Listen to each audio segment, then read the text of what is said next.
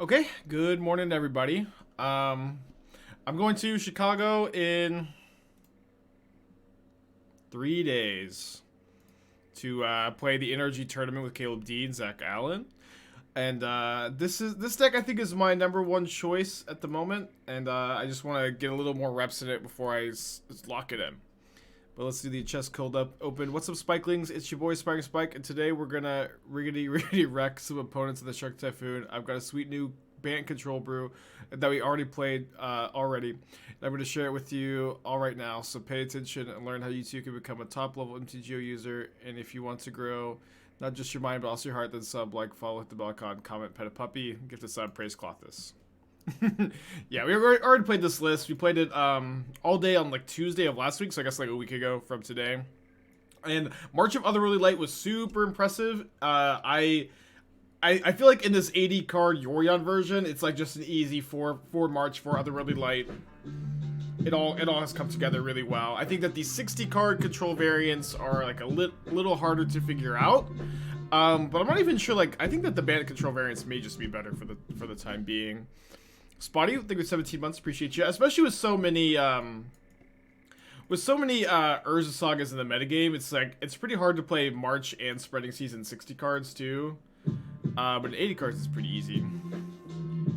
David, thank you for the 10 months. Oh, and sorry, and I missed Carp this morning, right at the very beginning of the stream. Resub for 12 months. Happy anniversary to the Carp. Okay, gonna keep this. Obviously, awkward Temple Garden. Archmage's Charm hand. This may be a hand where we actually Spreading Seas our Temple Garden. Probably not. Morning Kura. Yeah, nothing too crazy. When is NRG and is Team Modern? Yeah, it's this weekend in Chicago. And it's not Team Modern. It's Legacy, Sealed, and Modern. And so Caleb D is playing Sealed. Zach is playing Legacy. And I'm in the Modern seat.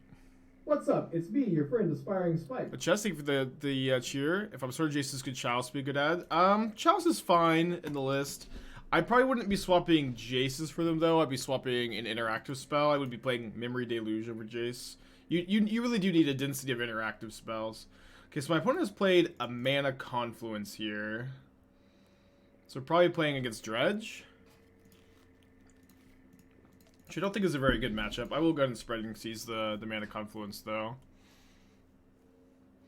Is it really worth splashing for just Abundant Growth, Coatl, Endurance for the sideboard? I think so, yeah. So one thing you have to understand is that the green splash is very easy to do. It does not cost you a lot. And what do they cast in here? Inquisition? What? Rocket Gold, thank you for 50 months, appreciate you. Yeah, the green splash is pretty easy. It's not free, but it is pretty easy, especially when one of the cards you're splashing is Abundant Growth as a mana fixer. All of the green cards are really good at, the Abundant Growth and Ice-Fang are both very good with Yorion, and Ice-Fang in particular is a really strong card in Modern. That really only works in a deck like this that's playing 80 cards, so your mana base is better, is playing Abundant Growth, which is a card that also incentivizes you to fetch a lot of basics. Ice-Fang really shines in this deck, and I find that this card is good in the metagame, but is much better in an 80 card deck rather than a 60 card deck. Again, because of mana base restraints. And so it's also true that Endurance is one of the best sideboard cards a Yorion deck can possibly have. Because your sideboard cards are really heavily taxed, like, you know, you're going to be able to, you want really versatile, efficient sideboard cards rather in a Yorion deck compared to a 60 card deck. You're going to want to be having more narrow, efficient sideboard cards. And Endurance is a super versatile card. It comes in against graveyard decks, Living In, Dragonman decks, Dragon Rage Channeler decks. Comes in all the time. Okay, I straight up do not know what we're playing against. I think I'm going to put Yorion on my hand here, though. Simon, the 27 months, thank you so much. So that's kind of the thoughts. I've also played this deck a ton. And it is, it is blue-white control. There's a lot of different ways to build this deck. It's really not reinventing the archetype, but I do think that this is my preferred way to play this deck. Della, thank you for the 6 months. Appreciate you. My opponent is casting Summoner's Pact. They only have two. They have 2 Mana Confluences in play. Oh, they get Allosaurus Rider. Okay. That makes more sense. So could I have marched a Gristlebrand? So it would have been 2 minus 6. I actually could have marched a Gristlebrand. But there's also like no way they go for it with all this open mana.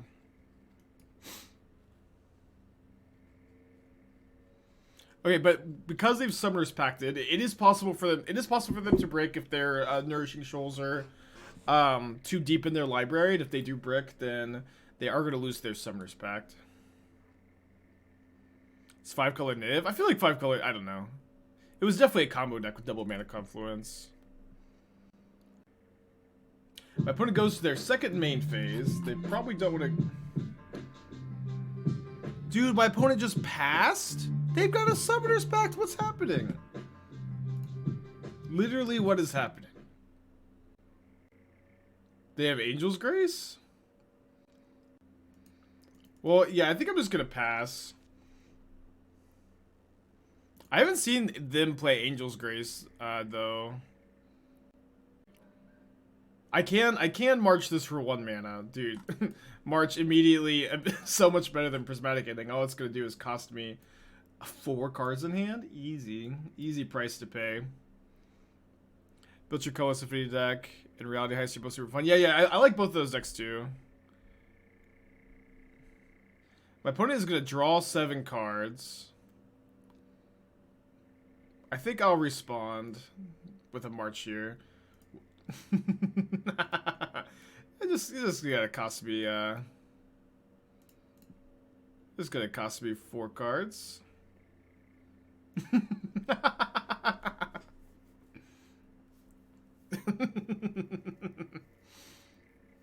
Digging for Grace, maybe. They go down to 3.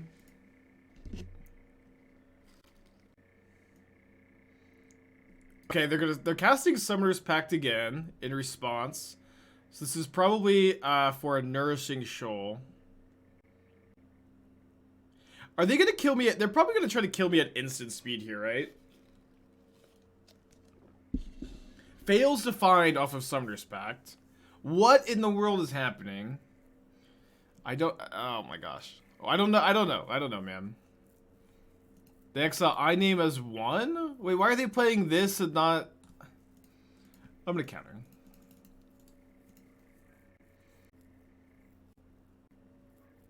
Maybe I should have main phased the March. You can pitch I name to the free black drain spell. Okay. I don't know what card that is. Okay. We got there, despite not really knowing what's going on. Let's get the Spreading Seas out of here. I think we're gonna cut the endings and the marches. Even though March did get the job done, I think we can rely on Solitude, Verdict, and Teferi to deal with future Gristlebrand's. Maybe a couple Endurances as some extra pressure. Soul Spike? Yeah, I don't think I've ever read Soul Spike. Should we have 10 more cards in the board for this matchup? I don't know. We have a lot of sideboard cards in this matchup. Hopefully we have a Force of Negation in our opener. Endurance also blows their Oracle out. I don't think that's how they combo off. I'm not entirely sure how they do, but I don't think they Oracle. I think they blast you.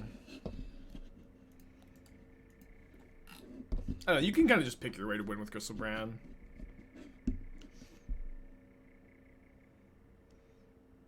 Thrasta? Oh my goodness.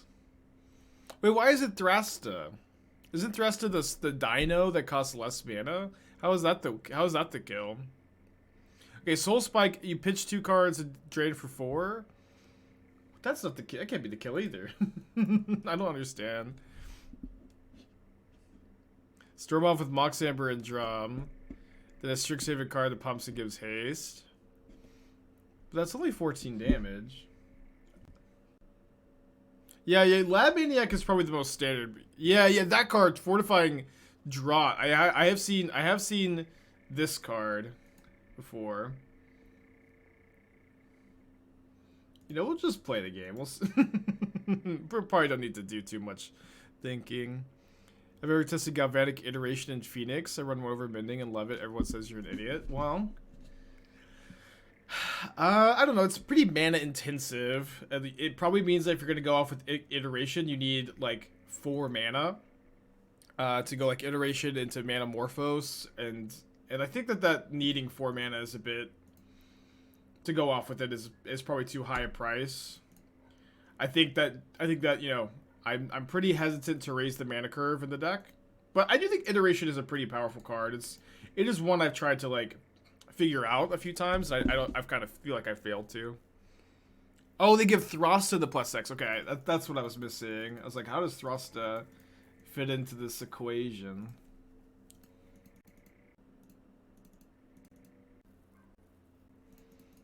Okay, opponent's missing land drops. We have 3 counterspells up and Solitude. Yeah, they're playing Neobrand, your Crystal Brand combo.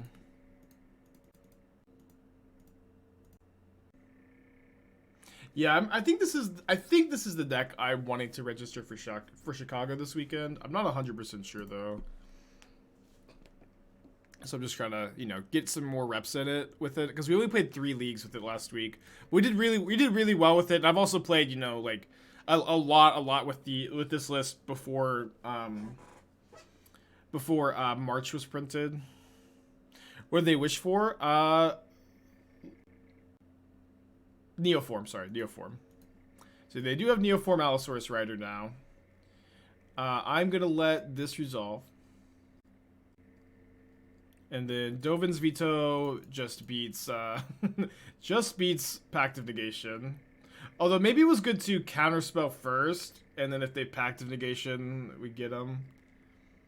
But then we get to Jace this way. A fancy concession. A fancy concession, I think. Old School MTG, thank you for the 2 months. Appreciate you. Do you have all the cards to the deck? I'm missing a few, but I think my teammates should get me covered. I think I'm just missing 2 more Jaces. And well, I also know I think I have I opened like 1 March for my box. And I think I have 4 Heaths. I'm not 100% sure. So I might not have Spreading Seas. Yeah, I'm gonna have to do an inventory. I might not have Abundant Growth. Cheese the 13 months. Bolo with the 2. Thank you guys. Hey Tyler, good morning to you. Beginning tomorrow, I want to know before I buy into the Yawgmoth deck. Good enough in the current meta for other Grixis Shadow decks. Yeah, Yawgmoth. If you're a good Yawgmoth pilot, you should be like a slight favorite against Grixis Shadow. Like very very small favorite, but it's at least close. And you know, with Titan being so popular, I think it's pretty important to respect the matchup hard. Okay.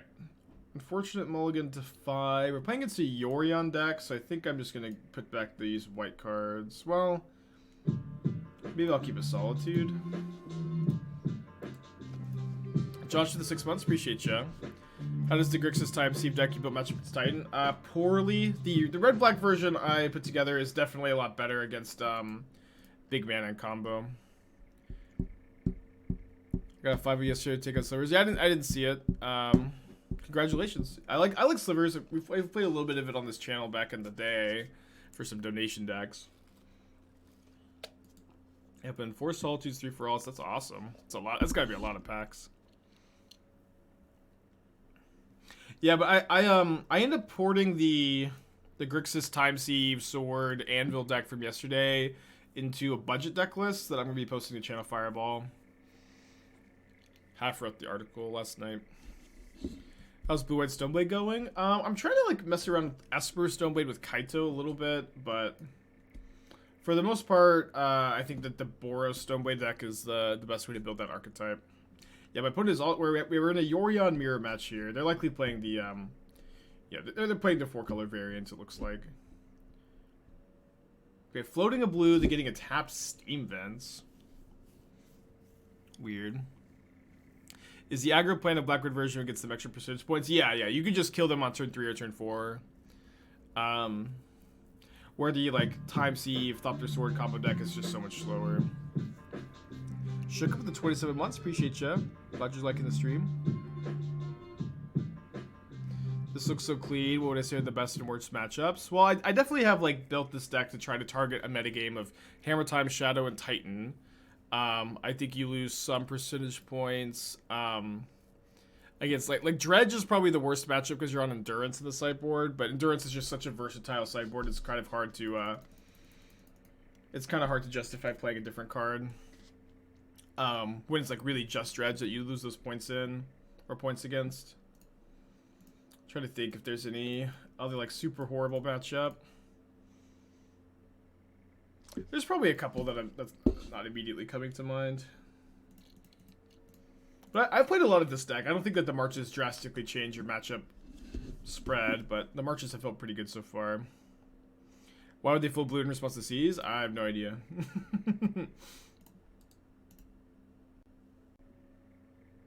Yeah, but I think like thinking about like how the NRG I'm expecting it to look, I definitely feel like that tournament is going to have a lot of Titan, Grixis Shadow, and Hammer Time. I expect those to be pretty predictably the 3 top decks, and this is definitely like the list I would want to play into that metagame. I also think that Boros Stoneblade would be a really good choice into that metagame too. So my current plan is to test more of this Bant control deck, see how it's stacking up. I also think this 4-color Omnath deck is going to be popular, and I think I'd rather play Bant control into the 4-color Omnath deck than Boros, but it's kind of close. But I also like my head is telling me to play Bant control or Boros Stoneblade, but my heart, I really want to play Red Black Anvil. That's the deck that I want to play. That deck has been so fun. It's been really powerful. And boy does it sound like just a blast to play in a tournament. So and that list has also been really good. So we're gonna do some more testing of that too, I think. That's like cutting the boons for bolts and adding Saga, Shadow Spirit, and Boros. You need Magus of the Moon, otherwise you like auto lose to Titan. You just lose to Titan without Magus of the Moon, and you can't do that in this metagame. I also think that Saga is like okay in the list because you have all the equipment, but I think the list is better without Saga anyways. Yeah, Brain's probably right here, I agree. Beseiju, my spreading? What? Yes, please. Yes, please. Oh my gosh. Delio. We're still like losing by a lot, but yeah, ban Beseiju, dude. What's the Burn matchup like for Bant? I think Burn's favored. I don't think drastically favored, but they're favored. I think Wandering Emperor is good in the deck. So I've done some testing of Wandering Emperor. The card does feel like I'm not like embarrassed to cast it. It's a card that you can cast in Modern and not feel too bad about it. But it doesn't. I don't feel like it's better than Jace or Teferi or Memory Deluge as like your grindy card. I think that it is very much replaceable. You know what I mean? And just not one I'm super excited to include. Dude, the old Mold of 5 into Mana Flood, huh? Maybe they'll Beseiju me again and thin the deck. No way. I thought it was gonna happen. Yeah, it is interesting. I admittedly only played like 6 matches with the Wandering Emperor, but I don't know. It's cool. But it's also true, like, Wandering Emperor is, if you're not playing a creature matchup, like, that card is, like, a lot less impactful, too, right? Yeah, the mill matchup is pretty cool. I mean, it's pretty favorable, too, because you're a Yorion deck, and you have, Endurance, too. This is the matchup I'm scared of with the deck? I don't know. I admittedly haven't played a ton of this matchup. I've played it, obviously, more before Neon Dynasty. Not as much as I would have liked to, but it's also like we're on a Mold of 5 where everything that's gone wrong for us this game, everything that could go wrong this game has gone wrong. Where we're on a Mold of 5, we've drawn all creature removal instead of like card advantage or counter spells, which is not what you want to do with this matchup. And we're flooding too, so it's just like I don't know. This game particularly is despite getting our spreading seas Besage, this game is probably not going to be a W. Bizarro with the 14 months, appreciate you. Waffy was playing it per this weekend. Yeah, like it's fine, but like here's like the thing about cards like the Emperor and any of these, like, you know, fun, new, cool 4-mana planeswalkers, is that they're all super replaceable. None of them are like close to being required for these decks. All right, I'll concede if my Yorion gets countered. Bolt's Ice-Fang. So I only get to draw one card here. It's just like the Wandering Emperor is not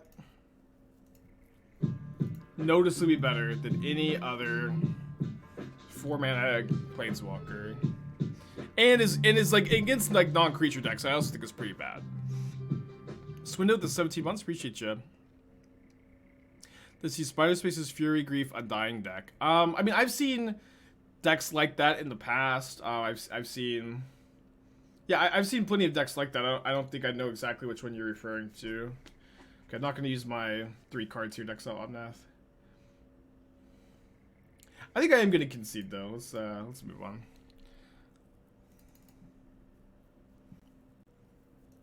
Okay, so we're going to cut the... Oh, no, sorry. I want the Forces. I don't want the Spreading Seas. Actually, I think this is not a good matchup for March. I do want the Dress Downs and some of the Vetoes. Probably not the full 4. I really like Force because it lets you like tap out for a Planeswalker, not be super cold to Teferi. Veto's better on the play because it hits Red and 6. They all play 3 Dress Down, 3 Veto, 4 Ending, 4 Solitude. This is all not typically played Teferi 5. There's a few different builds, right? There's like my opponent seems to be playing a more controlling instant speed build with Counterspell Teferi. Some builds, you know, a lot of builds play Counterspell these days, but not everybody plays Teferi. Not every build plays Counterspell. Just kind of depends on the Omnath player's preference. What's Dress Down for? In this matchup, Dress Down is good against Ice-Fang and Omnath to stop them from drawing on ETB. Could also, like, you know, stop a Fury ETB. They probably board out their Solitudes. But the Dress Downs in this sideboard are largely for the Titan matchup, where they're playing a, or the way I most commonly find myself losing to Titan with this deck is them going for an uncounterable Cultivator Colossus. I'm gonna keep a little more interaction than I'd like, but at least Ending can answer Red and 6. They go for an uncounterable Cultivator Colossus, and that card is like their best card at the matchup against you. But Dress Down is incredible against Cultivator Colossus, since you get to Dress Down kills the Colossus and they don't get the ETB ability. But Dress Down also comes in against any tribal deck, against Yawgmoth, against any Urza Saga deck. It's great against Hardened Scales. Not that Scales is super popular. Okay, we can filter the Temple Garden mana into triple blue for Charm too, which is nice. I've ever played a Yorion deck of paper. I haven't, no. Actually, oh, I don't own a Yorion. Yeah, that's actually another card I need for the deck. Yeah, I've never played a Yorion deck in paper. I have played EDH though, and I never really had trouble shuffling an EDH deck, so I'm not too worried about it.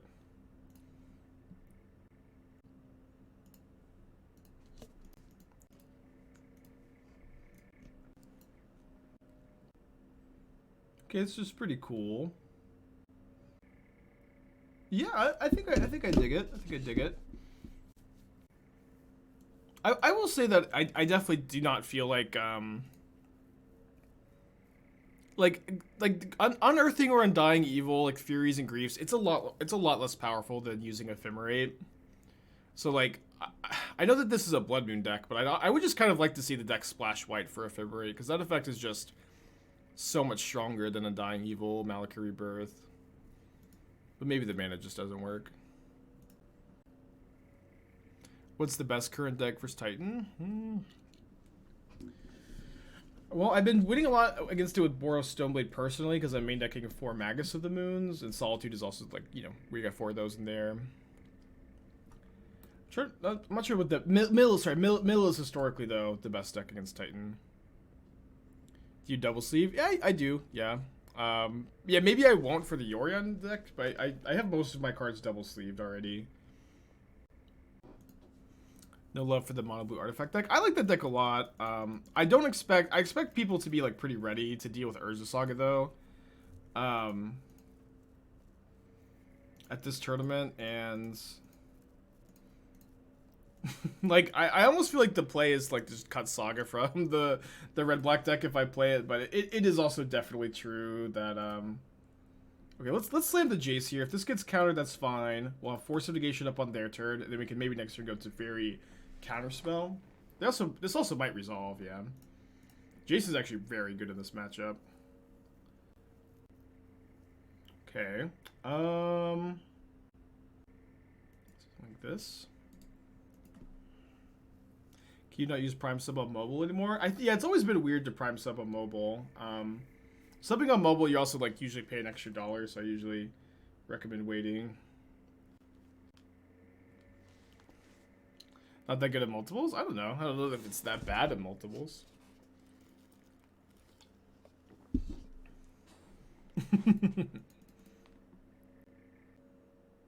They make it annoying to Prime Sub because they want your real money. Yeah, and I think you might have to go like might go in the browser to sub on mobile Prime Sub. You can just wait. It's gonna be okay. Alright, about 10 months. Appreciate you. Is there any way to cut Saga for other utility lands in the mana base? For red black? Maybe. Rice Ball 3 months. Thank you so much. Alright, I think I'm just gonna plus the Jace. Put it on the bottom. And then I'm pretty sure this Teferi is resolving.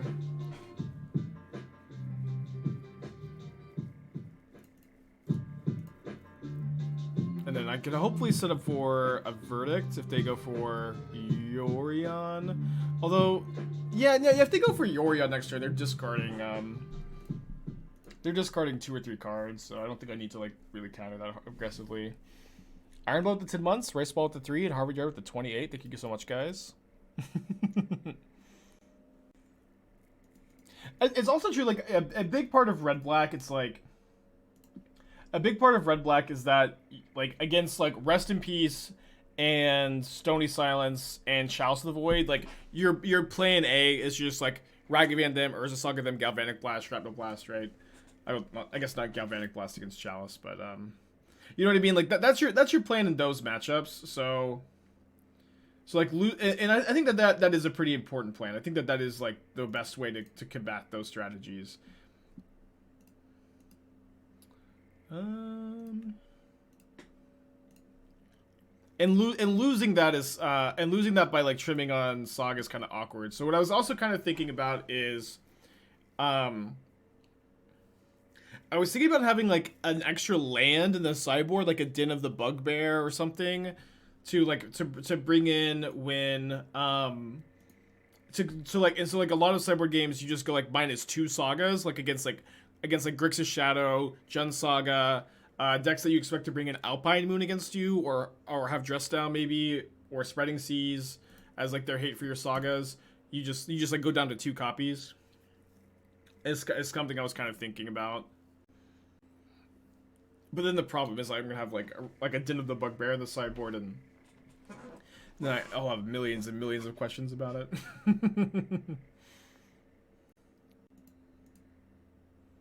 Dying Fury makes it a 4/4. Yeah, I know. It's just like you lose a pretty big amount of value not getting that 30 TB. Dave, thank you 6 months. Appreciate you. Yeah, what matchup is Den of the sideboard for? Yeah, we're gonna have to explain it like hundreds of times. But I think it might be an interesting tech. Because like that's definitely been my experience playing like the Anvil decks, is that you lose a lot of games to Alpine Moon. You lose a lot of games to Alpine Moon, and just like if your side, I think that like post board against like Jund Saga, Murktide, Grixis Shadow, Saga is your worst card. And so like trying to figure out a plan where you go down to 1 or 2 copies is, I think, pretty interesting. I think I like my sideboard plan. I might go down on Verdict on the draw. Maybe I should have been down on it anyways. Still kind of like 2. Nah. It's kind of close. Pitches to Solitude and Force as well, of course.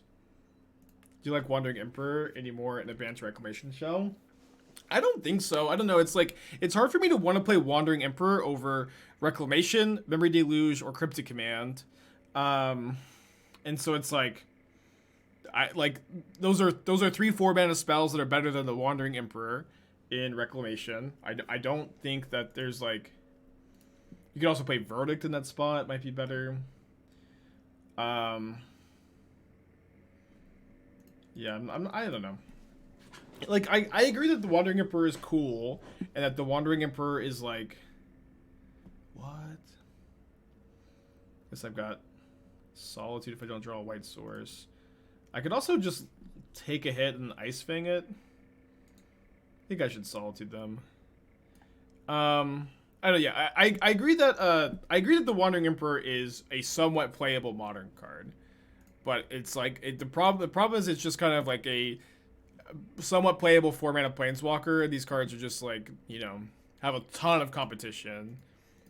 And, you know, if you're going to put it in your deck, you have to think it's the best card in the slot. And I just don't think that the Wandering Emperor is going to be that for most decks. Especially because, like, while it's good in, like, creature matchups, it's good against, you know, matchups that play to the board, which is, you know, most decks in Modern right now. It is kind of an embarrassing card against, like, Tron and combo decks, where it's not providing you any card advantage, it's just not doing anything for you.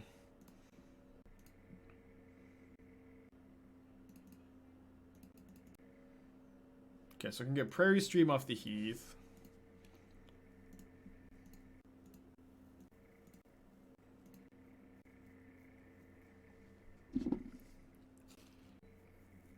Yorion into the hand. I feel like this is a matchup I've never... They also missed their land drop. I feel like this is a matchup I just can never figure out. I feel like I win it most of the time. But Omnath is such a powerful deck. I think honestly a lot of this matchup comes down to, like, does your opponent draw the Veil of Summers post-board? The Veil of Summers can be so hard to beat sometimes. Are they even playing Veil of Summer anymore? You know, just tough to know for sure. Okay, so if I'm going to pitch a blue card, it's probably going to be Jace.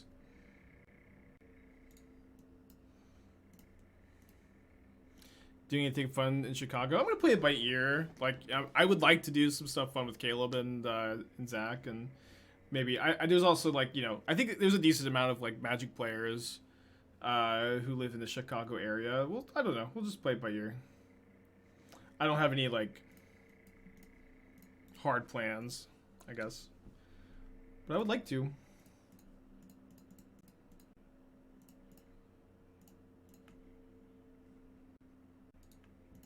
Sure we'll end up doing something fun. Yeah, pizza plans.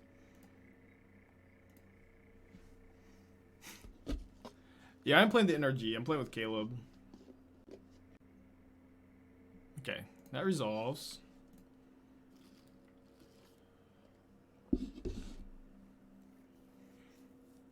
Should we leave Ice-Fang back for Monkey? I may have another Ice-Fang here. Maybe last turn I should have, though. They're still missing land drops, unfortunately for them.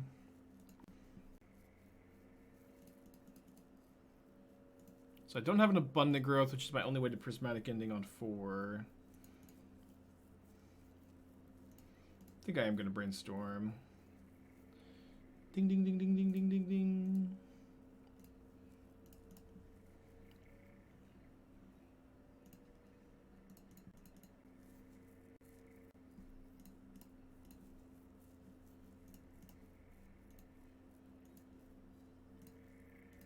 Yeah, I think we should leave one Ice-Fang back for Ragavan, you're right. Caleb and she might be streaming the matches. Yeah, I guess I don't know. I kind of looked into it. It seemed like a bit of a pain. I guess I might still. I don't know about NRG covering the event.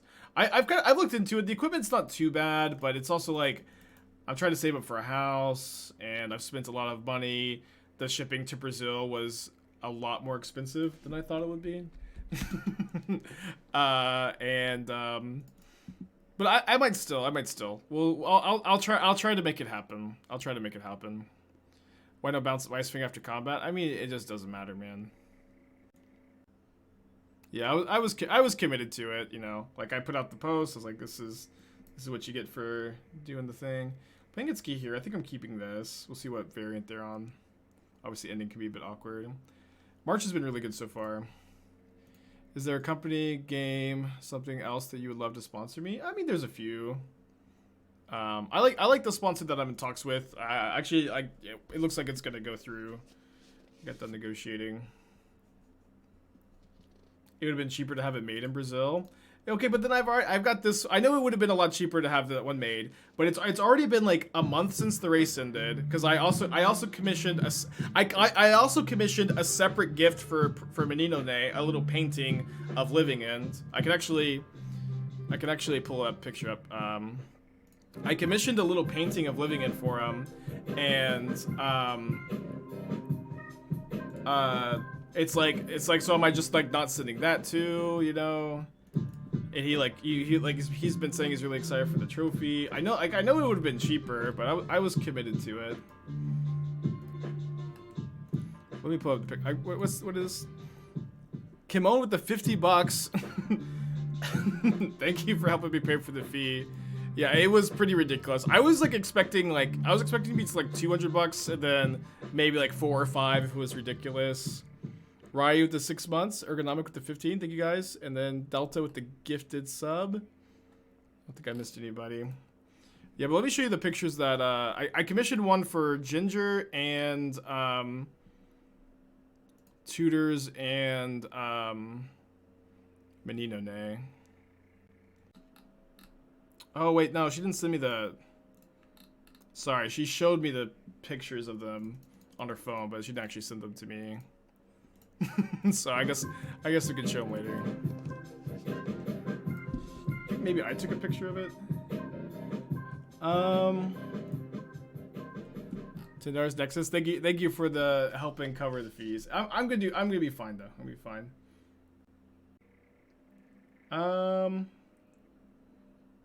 don't hate just slamming Jace because my hand is all Planeswalkers. We're in game 1 of a control matchup.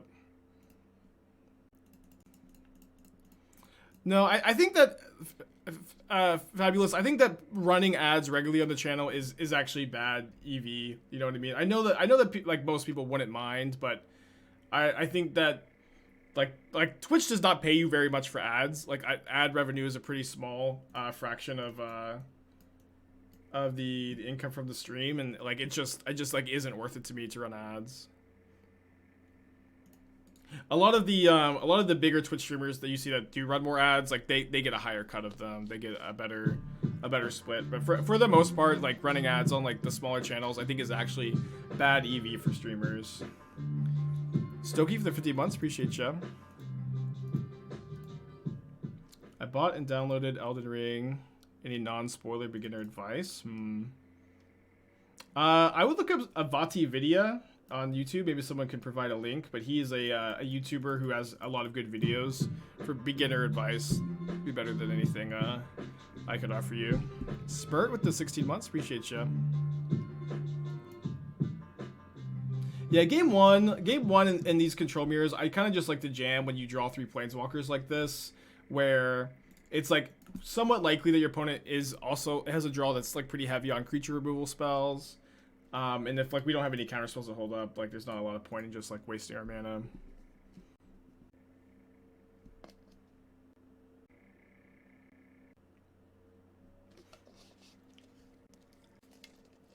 Yeah, so definitely advice for anybody, you know, getting into streaming, any, you know, newer streamers. It's really, I just think not not in your best interest to run ads most of the time. Delusions list. When I was first playing this list, like back during the trophy race, I was playing 4 Deluge, 0 Jace, and I added 1 Jace. Then I started to determine that in this deck I actually like Jace more than Deluge.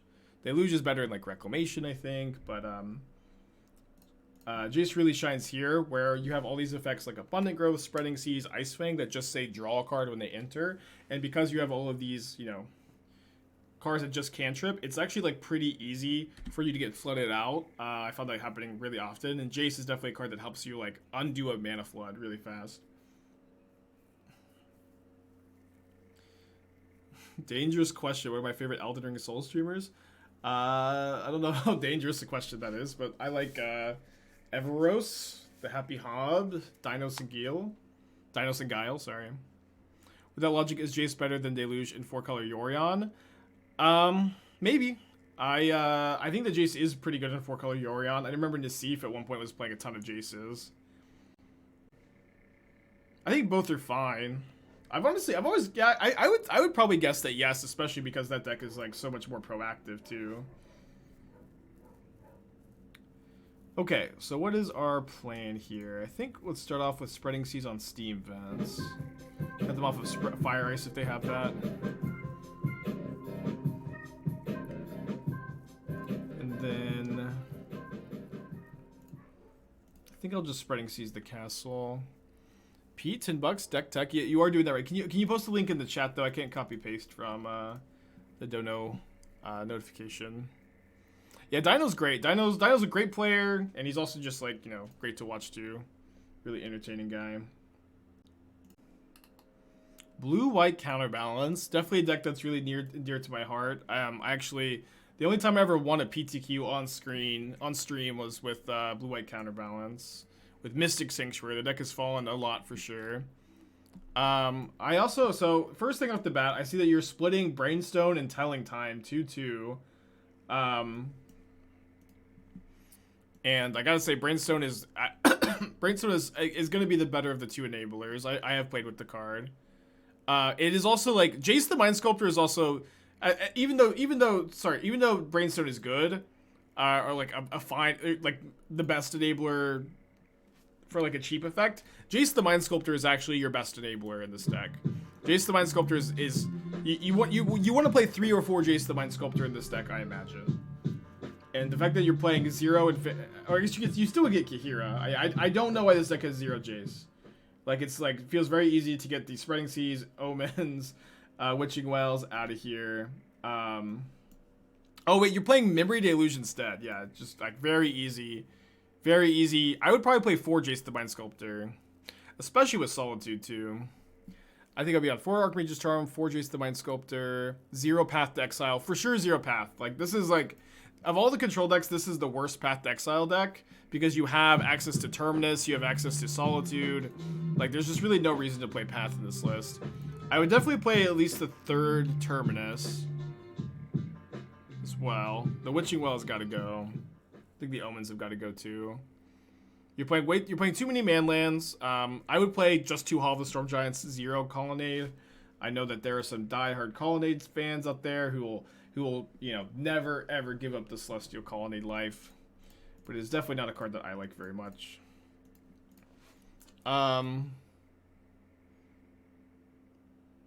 23 lands is also like maybe 1 land too low. All right, so let's go. Yeah, I think I want to see a 3/3 split of March Prismatic Ending and this 2-color deck. That's kind of where I'm at with the blue-white. Cut the Witching Well, the 2 Telling Time, play 2 Brainstone, and that extra card, because you have the Witching Well cut, I think should be the 3rd Terminus. 3, cut the Path and play 4 Jace the Mind Sculptor, or 3 Jace 4 Charm. I guess that's kind of your pick. And then, maybe -2 Spreading Seas, +1 Counterbalance, +1 land, and maybe you keep 2 Omen of the Sea. Maybe you play like the 4th March or 4th Ending, or maybe 3rd Teferi instead. But I think that you could. Interesting. I think that you could. That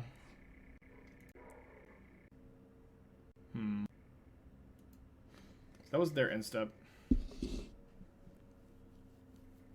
Let's take a draw.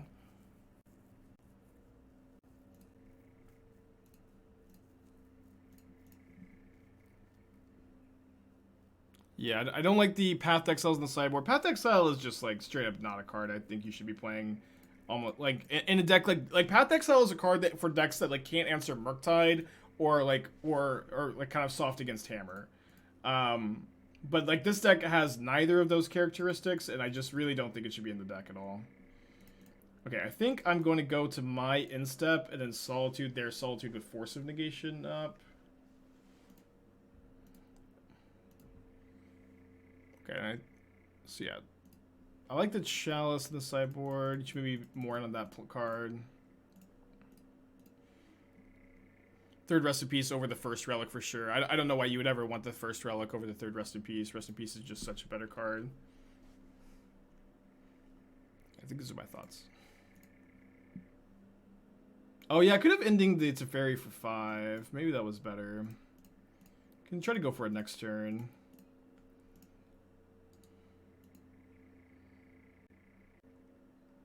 I think I'm running the same 75 back from last time. We had a really good run with it last time.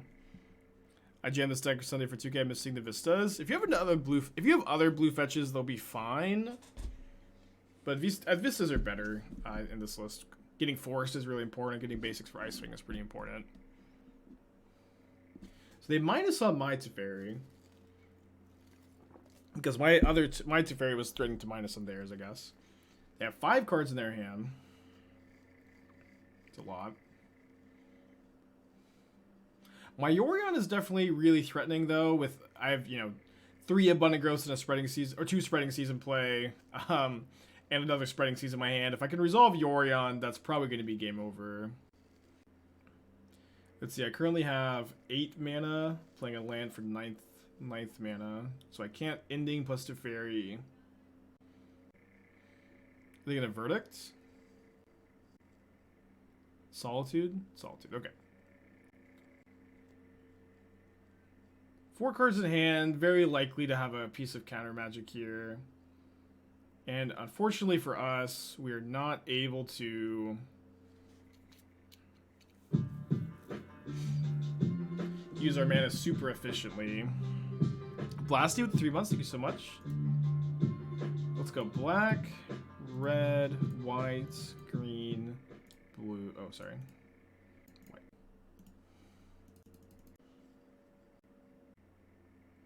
Okay, that just resolved. And then instead of casting the Spreading Seas, I'm going to put Yorion in my hand, and this way I can play Yorion and Teferi next turn. Any Jeskai control decks in the works? I mean, not really. I don't know. It's like...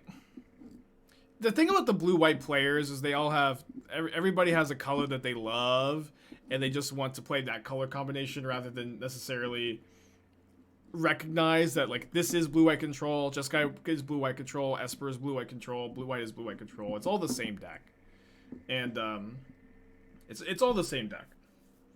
And, like when you say a Jeskai control deck, like, what I think is blue-white control, splashing for Fire, Ice, and, like, Wear Tear, maybe Blood Moon, maybe Ragavan on the sideboard. But it is not, in my mind, a different deck. And it's not like an exciting new brew or anything new. You know what I mean?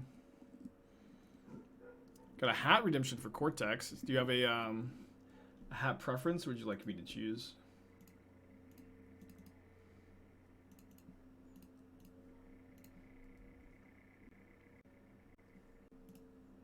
Okay, so here, I'm pretty sure I'm minusing on the Teferi and then casting a Verdict as to not run the Yorion into a counterspell.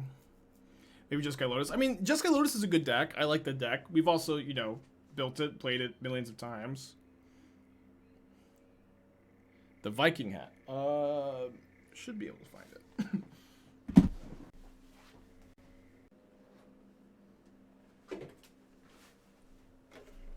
You have another Solitude?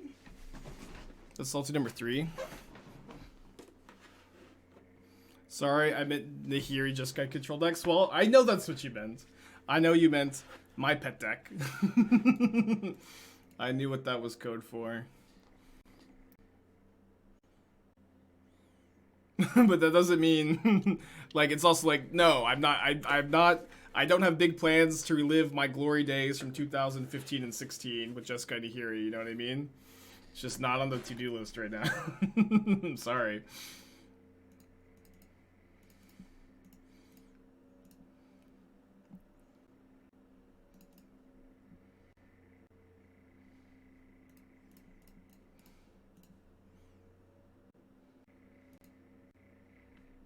Not a bad draw. I think I'm gonna cast that on their upkeep.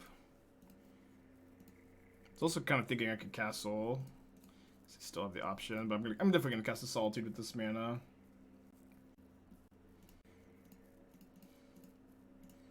Long game 1.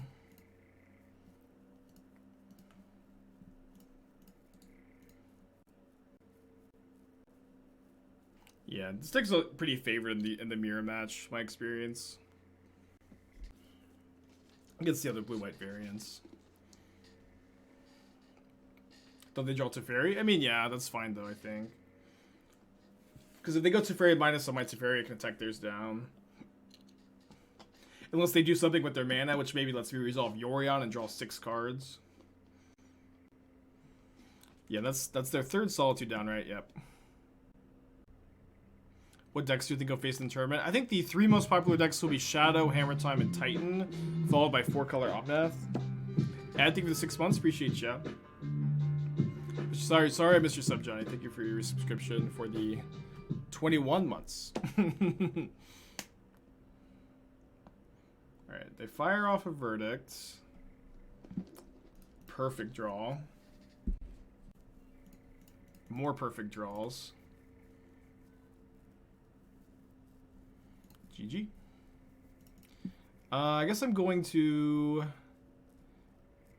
max out my value. So I guess I don't need to bounce Abundant Growth and recast it, since I'm going to draw, 6 cards off the Yorion.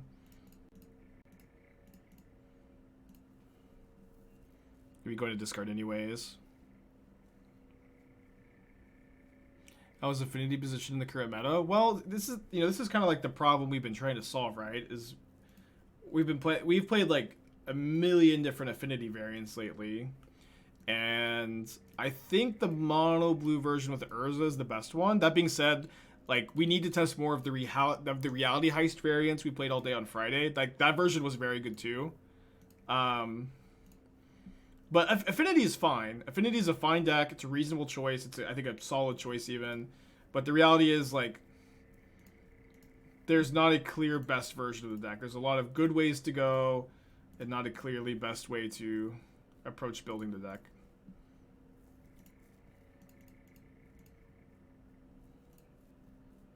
Yes, yeah.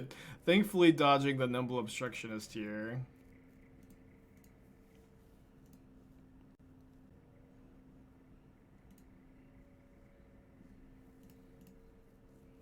Actually, tap Castle. Yeah, this is still game 1, but looks like we were able to find a win.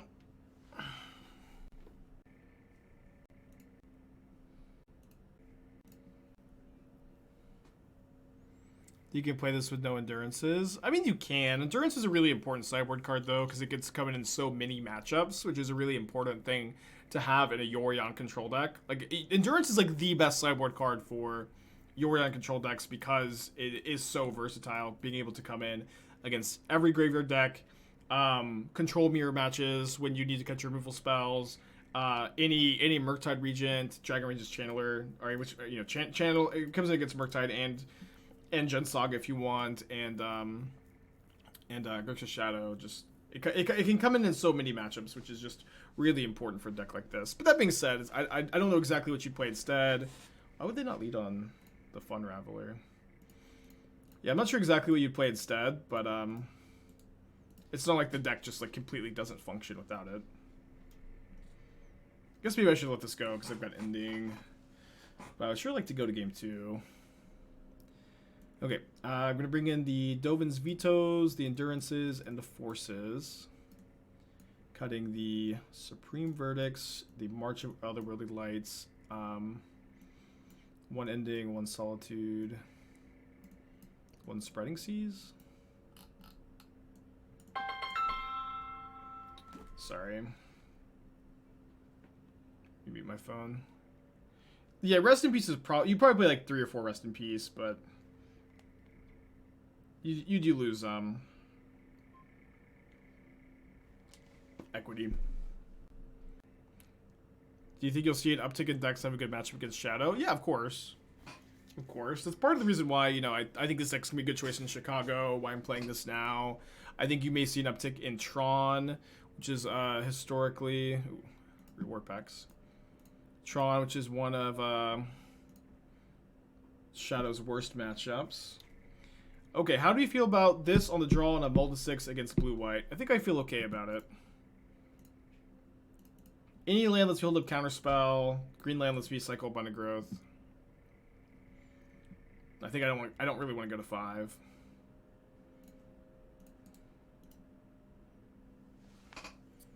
Which hat to bring to Chicago? I'm hoping to have a haircut by that point. Ding ding ding ding ding. Cycling this Abundant Growth does feel pretty important, but also not losing to Teferi seems pretty important too. Let's just try to draw another land. Come on, big money. Oh. Is Boseiju bad? No, Boseiju not bad. It is, it's very good in Titan and Tron, and it is fine. It's like a versatile card in a lot of these red and 6 decks. But it was super overhyped, like I said it was. Okay. Thankfully, we got to Counterspell Teferi. We're also going to draw a land right here. Oh, I must have misread the script. Horsey with the 5-pack. Thank you so much. Appreciate you. If you gotta get stuff from Horsey, make sure to thank him. Not today, Teferi. Also, being like the only one that plays Force of Negation anymore, like Force of Negation is just such a mirror breaker where it makes you way more comfortable to tap out for cards too.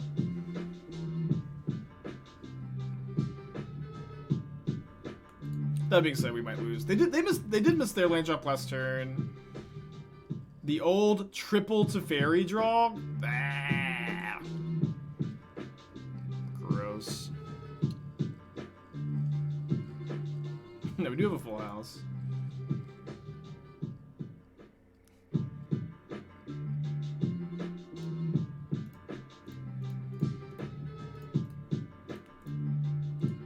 Yeah, and I had the triple Jace draw.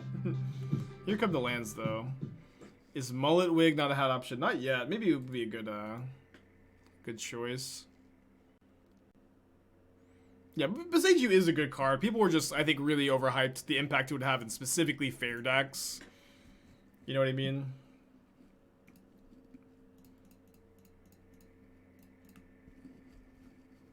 Could maybe have gone for Growth plus Yorion in hand this turn. Because they definitely have counter magic up here. It's kind of close. No, I didn't get the P.O. box set up yet. I apologize for not. I will get it done one of these days.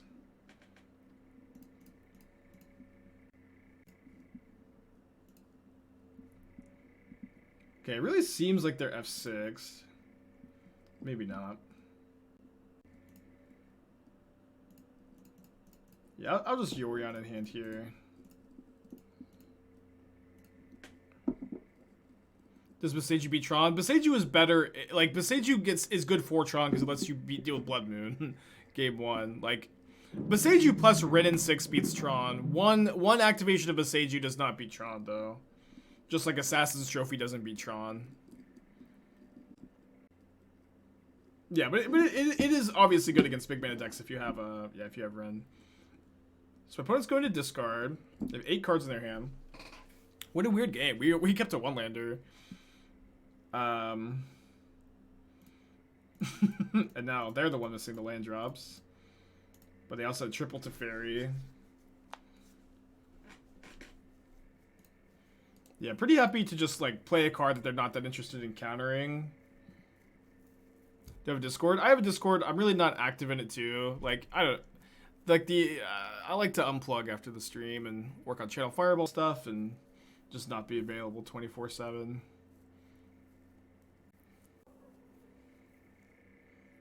Yeah, they have to keep Verdict in. That's kind of the thing about blue-white is like we have endurances to be able to cut our verdicts and removal and stuff, and they have to leave these in.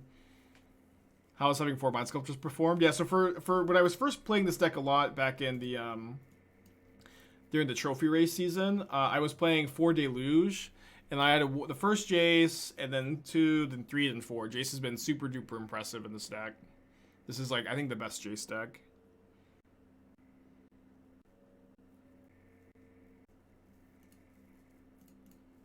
Okay, so we're gonna have 7 mana. They're going to discard. There is like no way any of our threats are resolving here, unfortunately.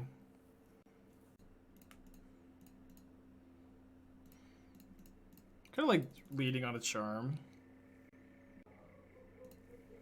Yeah, which was always going to resolve. Then we'll slam a Jace, which is getting countered, but we stay at 7 cards in hand. We're definitely have the big mana advantage. That's something huge going for us here. Of course, the Force and Counterspell are pretty dead for the time being. Up by Moon is not strong enough. Now I need Magus the Moon. Yeah, exactly. I don't own Maguses either, but yeah, Moon is good against Tron at least, but it's just like not that good against Titan. It's better than it used to be, I guess, because they're sagas, but if you want to stop Titan, you gotta play Magus. Which is really funny how like pre Neon Dynasty, I was like really talking about how Magus had, like you would basically never want to play Magus over Blood Moon, and then Beseiju just like completely flipped the script. Oh yeah, is Colonnade gonna get us? I hope not. There's still 2 mana away from activating it actually. Okay, 1 mana now. Notably, they're also under 8 minutes on the clock, and they have to win this game and the next game. Which is certainly doable, but it's going to be... I probably should put this on a Windswept Heath, actually. It's going to be doable, but not necessarily easy.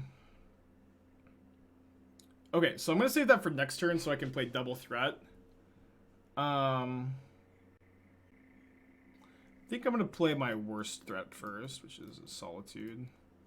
Is Tron even that good? I think Tron is a solid choice right now. I guess, hold on. Who's favored in the Tron Titan matchup, actually? It's probably Titan now, especially with Beseju's. Maybe play draw dependent. They're signaling a Solitude cast. I mean, yeah, I agree that maybe, yeah. They've already used 2 Solitudes, though, right? Oh, no, sorry, just 1. Yeah, if Tron is kind of weak against Titan, maybe it's not a great call. The deck is pretty good against Shadow though, and I think it's also better against Hammer than you might expect. Would you play Rakdos Luris against Titan in the sideboard? You have a good matchup against Titan with Rakdos control, or sorry, Rakdos Rakdos mid range. I usually bring in, or hold on. It's been a while since I haven't played the deck a lot lately.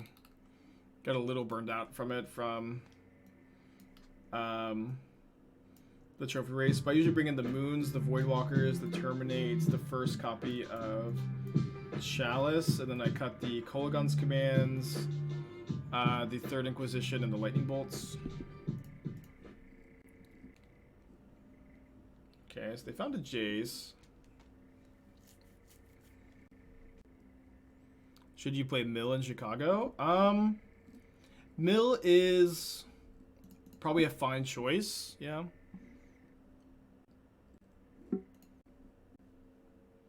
I think that, like, I'm not sure exactly how your Hammer Time matchup is. I haven't played really much of either side of that matchup, so it's probably good though. I know that my friend Matthew, who plays a lot of Hammer, was scared of the Mill matchup.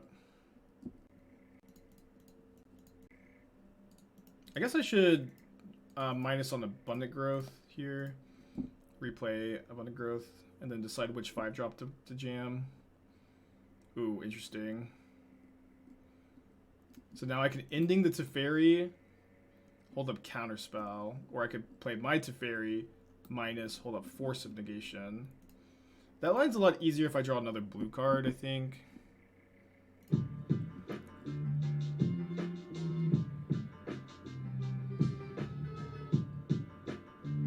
Yeah, I mean, I think because like my endings, I need to use my endings to target the Teferi. I don't think I want to use my Teferi minus. Mofo, thank you for the 2 months. Appreciate you. The Tron Titan matchup's a lot closer than historically has been because Titan doesn't main deck Ghost Court anymore. Well, they main deck Boseiju now, right? Yeah, they main deck like 2 or 3 Boseijus, which should improve the matchup over like playing the Ghost Quarter. Okay, they got 8 cards in their hand. We're actually kind of soft to a Colonnade activation because nobody's ever beaten a Celestial Colonnade before. They're casting their own Prismatic Ending, which I'll throw a Counterspell at, I suppose. 2 Boseiju made one side, yeah. It depends on the list, right? I think that people pretending like there's a super duper stock version of Amulet or I just don't think that's true. Like I think people are playing a lot of different versions. Oh, my opponent's just gonna counter my Counterspell, huh? Ghost Quarter is easier to fight off Titan while still doing things. Yeah, but you're like you have more copies of Boseiju. Boseiju is better than Ghost Quarter anyways because it doesn't cost you your land drop. Yeah, I also don't think Boseiju bounce lands that hard either, right?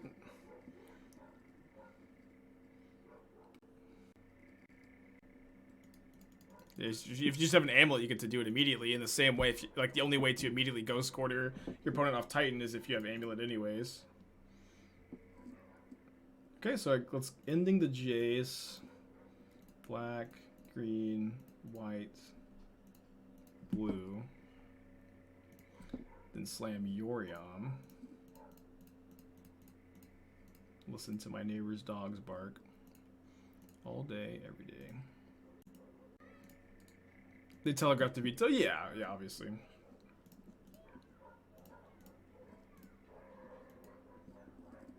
You can also go score to land drop again with bounce. And that's true, that's true. I don't know. I haven't played the matchup in a long time. What's this? Hardcast Typhoon? No way, right?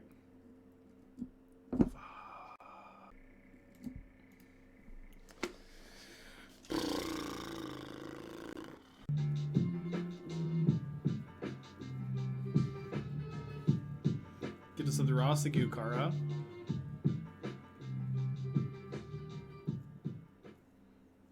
How are they casting that? They just tapped their mana. I mean, my opponent also has less than 4 minutes on the clock, and they haven't convinced me I'm dead this game, and they have a game 3 to win. So I don't know that they're gonna be able to channel. Wait, why are they casting Endurance? Why aren't they going like Teferi, Counterspell, Force of Negation, or sorry, Veto, Force of Negation? Yeah, I think we're gonna be 3-0. This list has been really good. We had like a 9-1 run with it last week, 3-0 today. Kind of counting my chickens before they hatch, but I mean, my opponent had 4 minutes at the start of this turn, and like now they're under 3 minutes. They have to win this game and the next one, and I don't even think that they can finish this game in time. Like, I can go Teferi, bounce Endurance, Teferi, bounce Emrakul, and then Endurance their graveyard, and then they can't replay the Emrakul. Yeah, Emrakul's definitely a card that takes forever to finish. Emrakul's also, like, I think, we talk about this a lot. I think that when cast, Emrakul has the highest percentage of being misplayed with, if that makes sense. Like, there's no card that, like, it's just so easy to miss, like, one little thing that you could have done differently when you casted Emrakul. And I feel like Emrakul has more misplays with than Mindslaver because, like, Emrakul usually involves combat math. Force can only target their stuff. No, it can target any spell. And so less than 2 minutes on the clock. I sure would like a Solitude. Let's see how much mana do I have. I've got 11 mana. Which is enough for me to go Teferi, Endurance their graveyard. And then I can also plus Teferi first. If I find a Solitude, I just get to exile the Emrakul.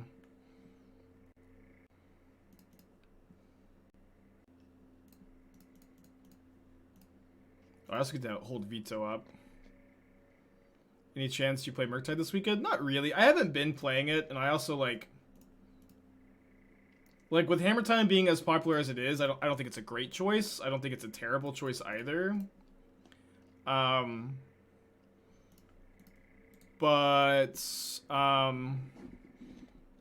just it's also like with four with the four decks that are the most popular are Hammer, Shadow, Titan, and 4-color Omnath. Like Murktide is like not good against Hammer, or like slightly unfavorable against Hammer, pretty unfavored against Omnath. I think it's not a great choice. All the 4-color decks can be playing 3 or 4 Boseiju. Really? They're playing that many? You might be right. It's weird to me that they play that many copies, though. So yesterday, you were working on Esper Kaito Stowaway deck. Do you think it's viable? What does it look like? I do think it's somewhat viable. I am working on it. I guess we'll have to wait and see what it looks like. Because I'm just not quite ready to post it. I've got a lot of decks like that I'm brewing and I'm working on, and I'm just not quite ready to post them. We sometimes talk about them. I attack you for the 8 months. Appreciate you.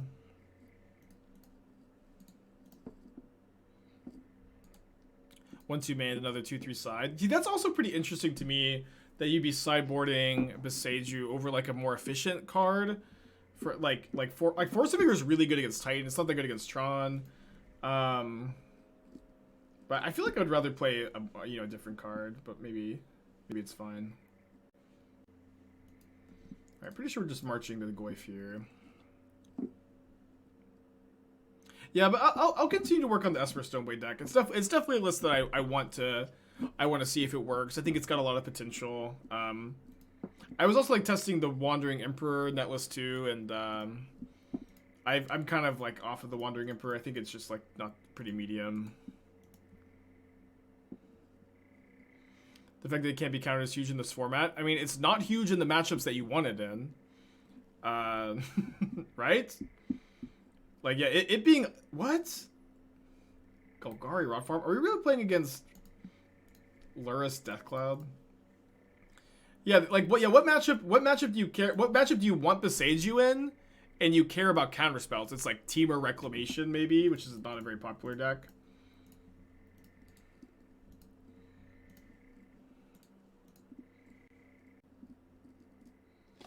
Yeah, this is definitely Deathcloud.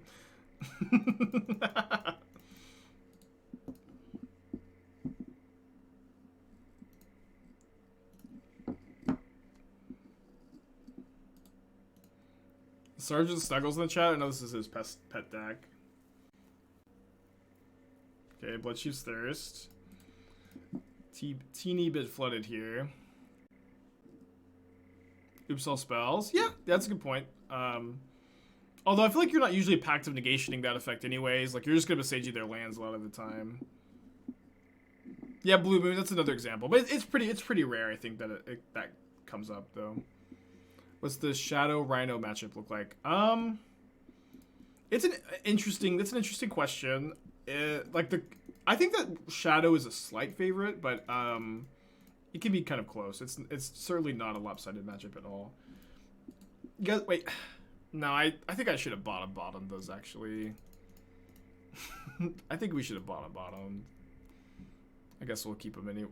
Well, since we have them, I suppose we can keep. But I think that we could probably find something better than Jason to Archmage's Charm. Yeah, I could have plus 2'd. I should have plus 2'd. Sorry, I'm just kind of playing fast and loose here. Yeah, I could have found 2 more lands, because they're a Deathcloud deck. I'm absolutely interested in making sure I don't get Deathclouded. It's okay, we're here. Sometimes you just gotta live with your misplays, you know? Live with your mistakes.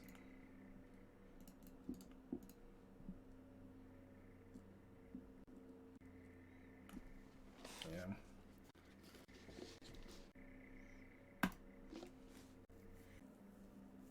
Death Cloud doesn't kill planeswalkers, right? I don't think it does. You know what's always baffled me, and I hope that Sergeant Snuggles is in the chat too, because he always, you know, memes with us about Death Cloud. But it's like, Death Cloud is the worst card in the Death Cloud deck. You know what I mean? It's like, it always, like, I just have never seen a Death Cloud resolve, and sorry, I've seen plenty of them resolve, but I've never seen a Death Cloud resolve, and I'm like, yeah, that was like a good use of mana. That was like, you know, you built your deck around this card and you're getting paid off for it. It just always, like, looks so bad. Yeah, Death Cloud is black, black, black, X. Each player loses X life, discards X cards, sacrifices X creatures, sacrifices X lands. That's the point? Yeah, maybe that's the point. But if it's the point, I don't really get it. Yeah, before Planeswalkers, yeah. Yeah, you could play Torment of Hailfire instead. Dude, I've always wanted to cast a Torment of Hailfire in EDH. But none of the cool EDH content creators will talk to me. I can't get a DM back. No matter what I do.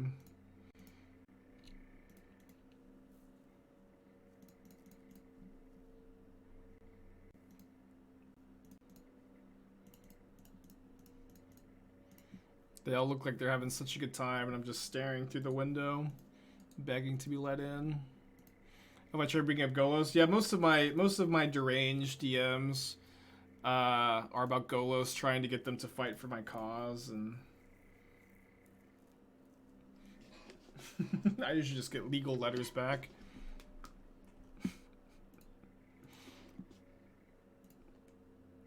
Luristron, oh boy. Whoops, didn't mean to shock. It's gonna be okay.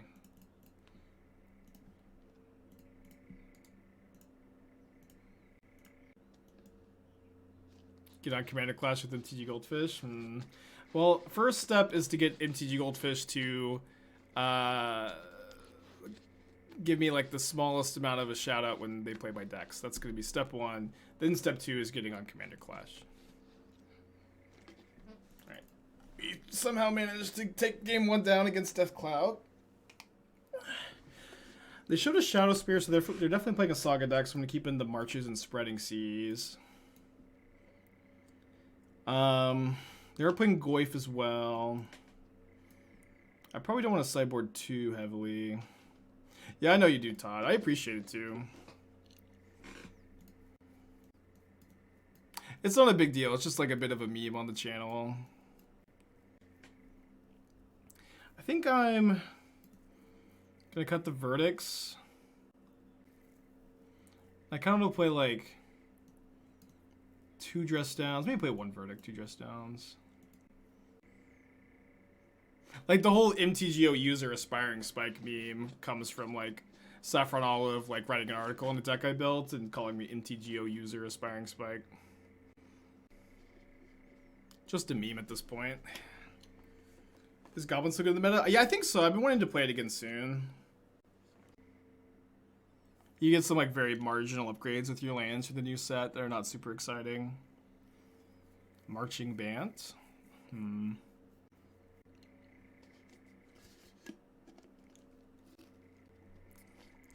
to think of like obviously it's like a marching band pun, but I feel like it just doesn't quite work. It's close though.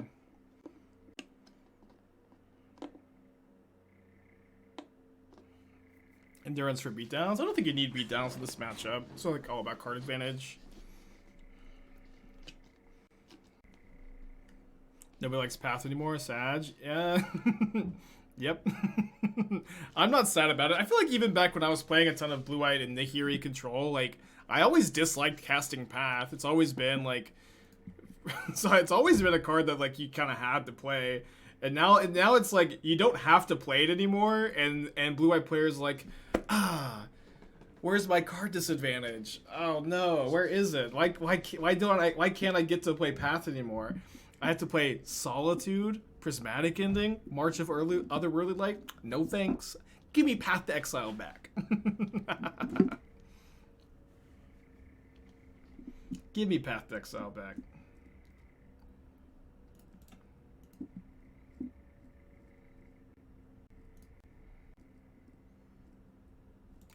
Oh boy.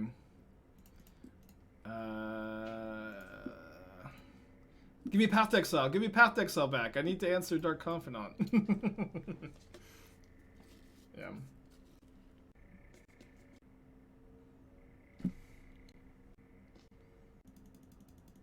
Dude, I really wish... Yeah, if we had a Triumph in this deck, we'd be unstoppable. Completely unstoppable.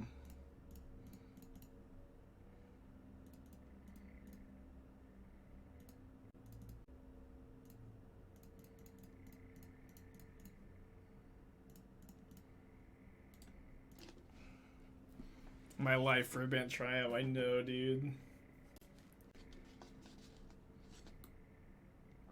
So we could force this or just let it happen. Is this Boomer John? They're playing green-black Death Cloud, we think. Usually Rot Farm means Death Cloud. You know that, like, you've been playing Modern for a long time when you see a Golgari Rot Farm and you're like, that must mean Death Cloud. Oh, man.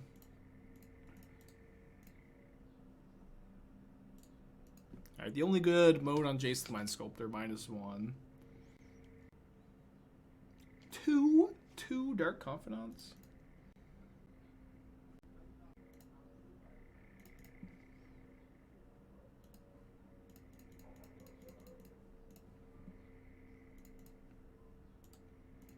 Okay, back up Jace after they kill this one.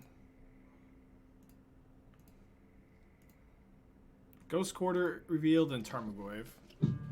Do we actually see Death Cloud? We haven't seen the card yet. They could be Cloudless Death Cloud, perhaps. Morrison for the 4 months. Thank you, buddy. So Ghost Quartering now to make me cast the Ice-Fang because I only have 1 forest.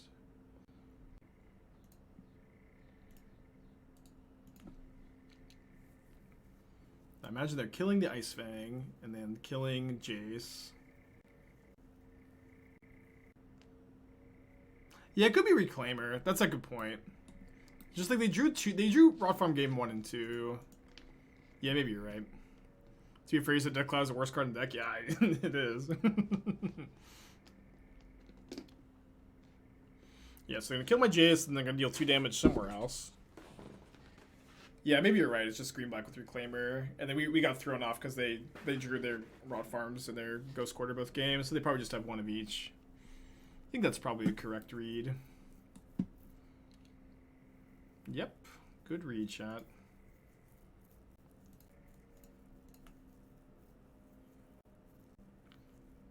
Okay, pretty sure that we are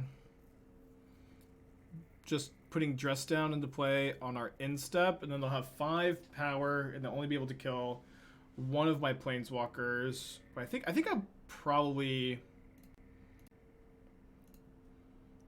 bounce a Bob.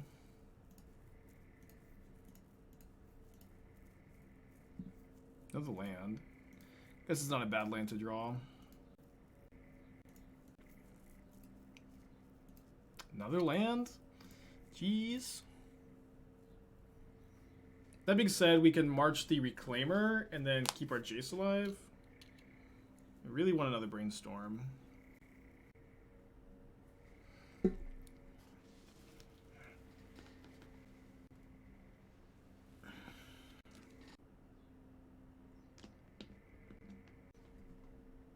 Alright, so I imagine they start off by just sending 3 points at Jace. I'm going to march the Reclaimer.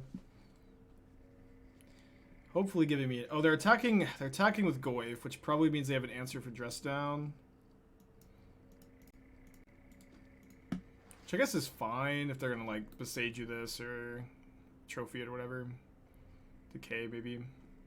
Could also be a bluff.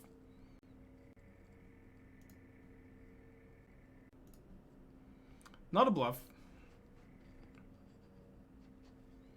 Big Tarmogoyf, too.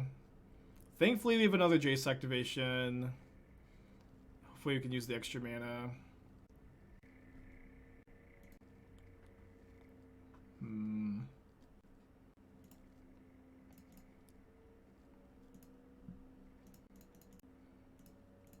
Do I bounce the Tarmogoyf? I think I do. Okay, it's kind of interesting. Yeah, I guess we just ending and hold up Charm here. And probably counter the Goyf. We'll see what happens. They reveal Brutality, unfortunately. So I guess if they Brutality me first, I'll draw 2. Yeah, people keep saying I need to put the Stream Decker in like a panel below. I guess I should do that.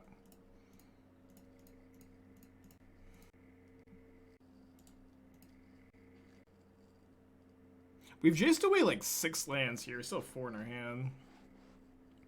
Have I tinkered further with the Grixis Sword deck? I built a budget version. I got it down to like 175 for like, you know, what is like basically the same deck minus Urza Saga with a budget mana base that looks pretty functional.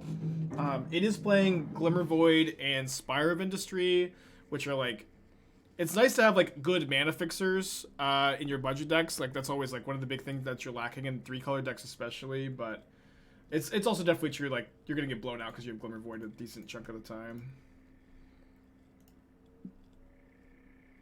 But I'm excited. That one will be up for free on Channel Fireball later this week once I'm done with it.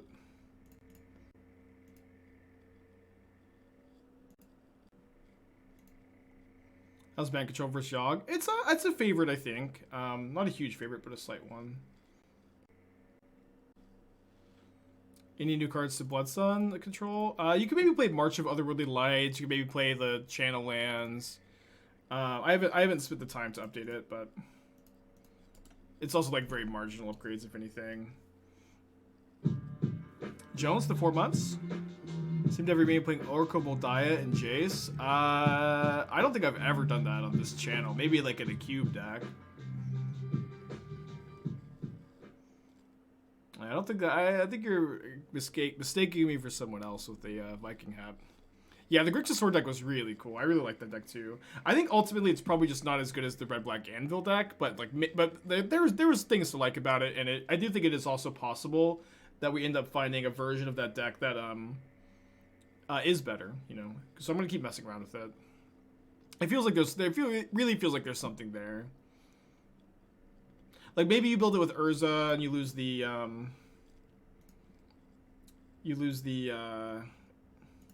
experimental synthesizers, and I love the synthesizers. Maybe that's what you gotta do.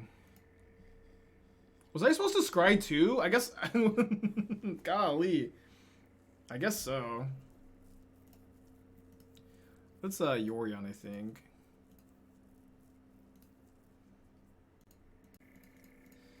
Flood, flood, flood.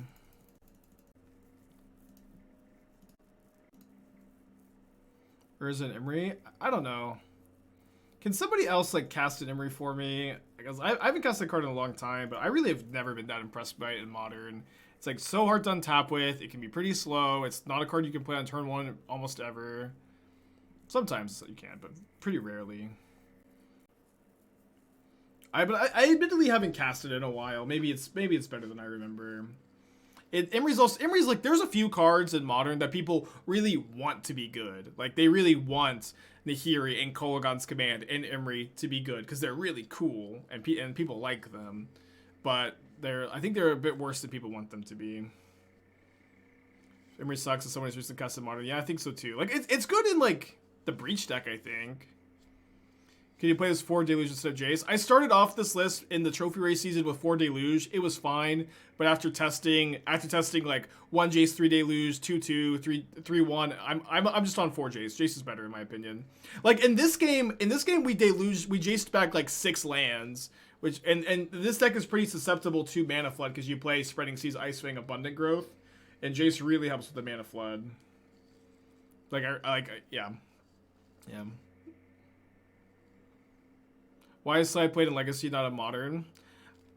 Well, you have access to more 0 mana like ramp artifacts where you can like, it's not that hard to turn 1 a Sai with like Mox Diamond Ancient Tomb or Lotus Petal Ancient Tomb, and like then you get like a bunch of immediate value off of Sai, as opposed to like a 3 mana card in Modern usually is cast on turn 3, and you also have like access to less card advantage in Modern, or maybe less is not the exact word to use, but potentially worse card advantage. Am I chump blocking here? I kind of want to attack them with this Yorion. They clearly don't have a removal spell. They would have already used it. Been playing Sai, Imri Urza. It's been really strong. Specifically, bring back Thought Monitor is really good. Yeah, I don't know. I mean, Sai, Imri Urza that's 4 card advantage spells. I feel like usually like my mono blue list, I really only like 3. I'm playing Thoughtcast, Urza, Thought Monitor, and I don't know. That's also like the thing with these like affinity builds, these grindy affinity builds in Modern. I think players generally build them with too much card advantage, not enough low curve. But yeah, obviously Imri's like a reasonable card. It's powerful. It's cheap. Has a lot of synergy, but there's really just no shortage of good card advantage in these artifact decks. K-Command on Nahiri level. K-Command's probably above Nahiri level. I mean, Kolaghan's Command is a really good card. Like, Kolaghan's Command, I guess, is like, maybe I'm lumping it in incorrectly there, because Kolaghan's Command is a card that is good in Modern, sees play, is powerful.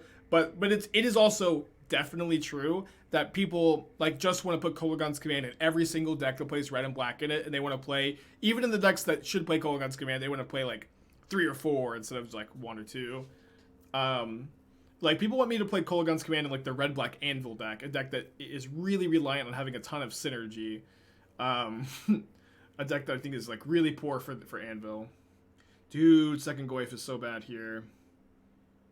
Okay, but now I can go Teferi minus on Goyf, March a Goyf, hold up Charm, I think? 5, 3, 3, yeah.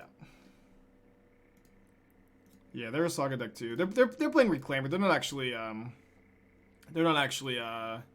Death Cloud like we thought, I think. Oops.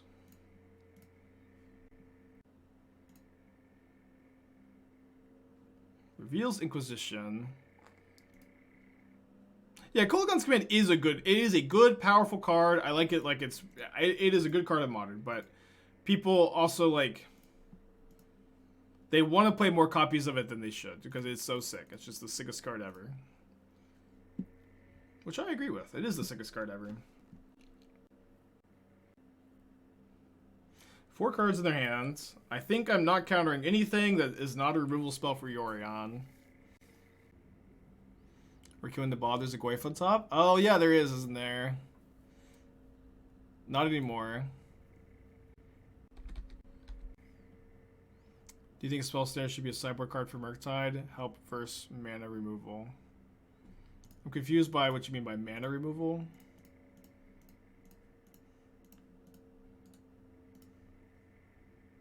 I don't know what that means. But Spell Snare is not a card you should ever sideboard in Modern, in my opinion. It is like a card that you think is good in the main deck or not at all. There's just better sideboard cards to play usually.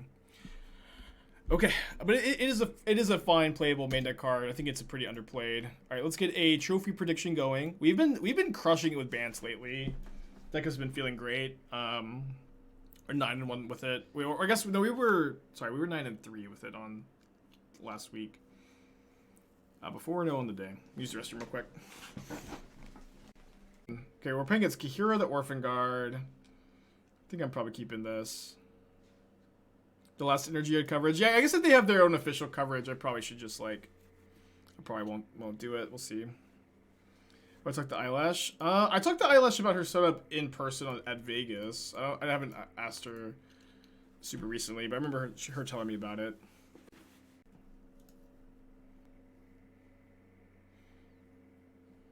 Alright, let's play the Ice-Fang this turn. Yeah, we played against Kahira Control earlier this league. It's a pretty good matchup, I think. Yeah, it is a long matchup though. Where can you find your deck list? You can always type !deck in the chat to get the list. Elden Ring is amazing. I've been really enjoying it. Yeah, I didn't play it last night. I don't think I'm gonna be able to play it tonight either. Should have so much shit to do.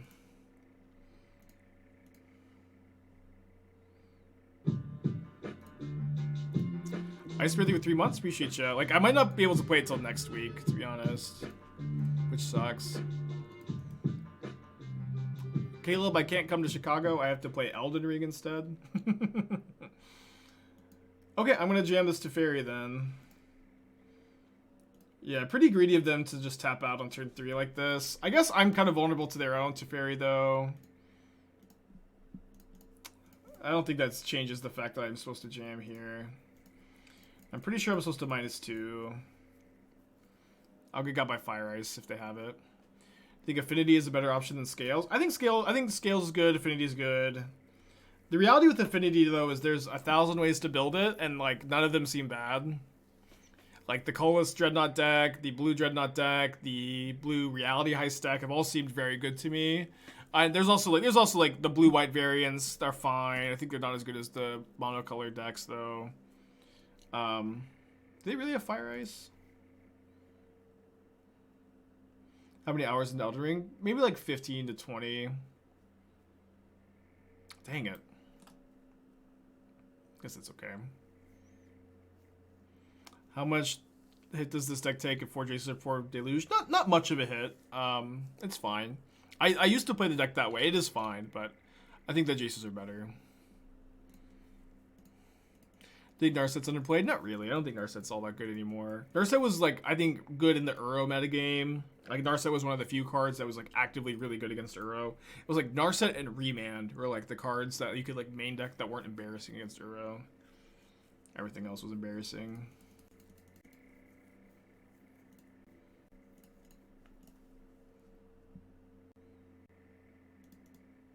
Yeah, and Legacy better for sure.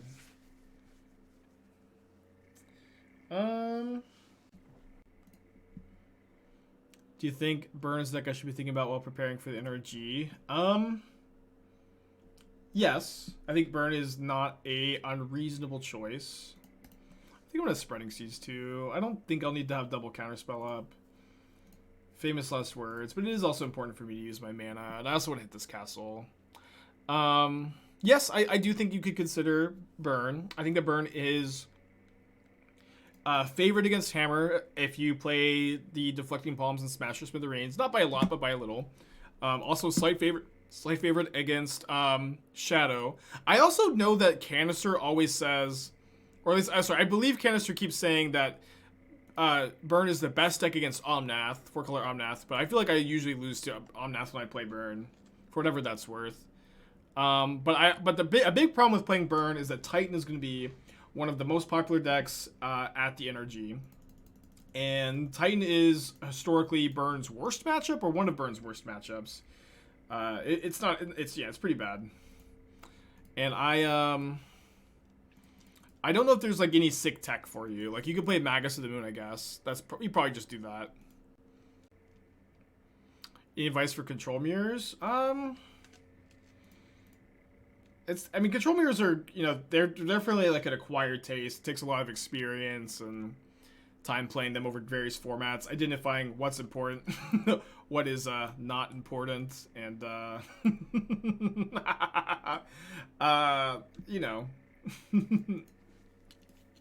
when to pick your spots.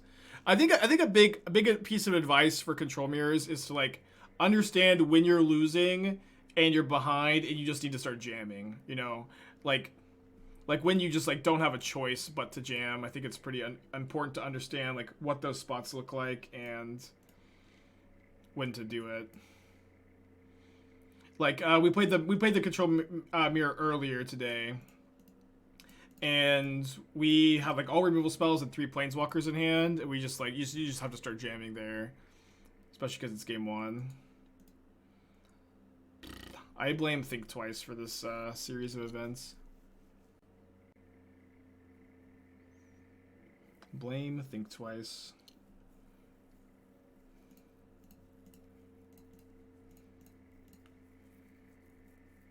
I'm a bit scared of Colonnade here. We can find Spreading Seas or Prismatic Ending. Prismatic Ending for Teferi. We did find the Ending. We didn't find another white card, but beggars can't be choosers, I guess.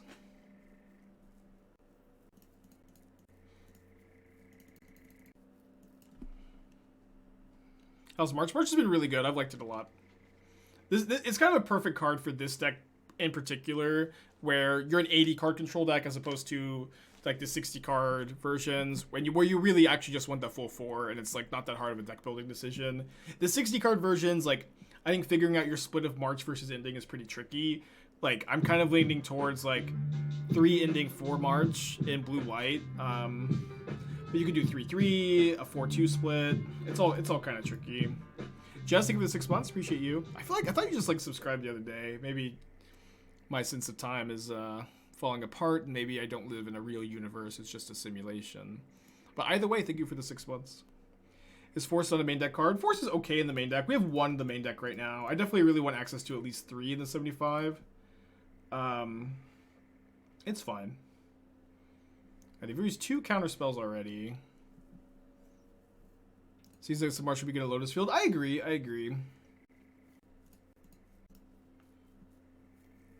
Lotus Field's probably okay right now.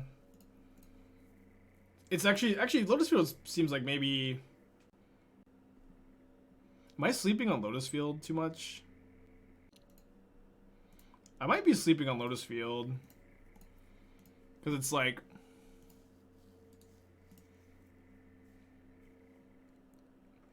The deck's pretty good. The deck's great against 4-color. It chews up and spits out 4-color. It's great against Titan. It's good. It's great. It's very good against Hammer. And then it's not that good. It's like medium to like slightly unfavored against Shadow, maybe. Maybe not. You are a Chalice deck. It's close. Or you have 3rd Counterspell.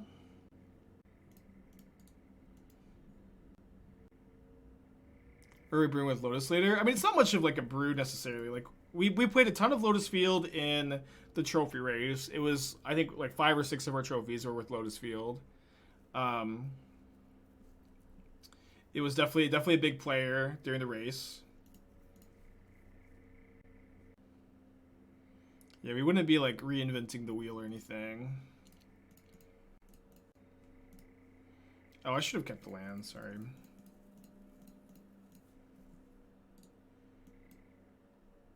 I don't know.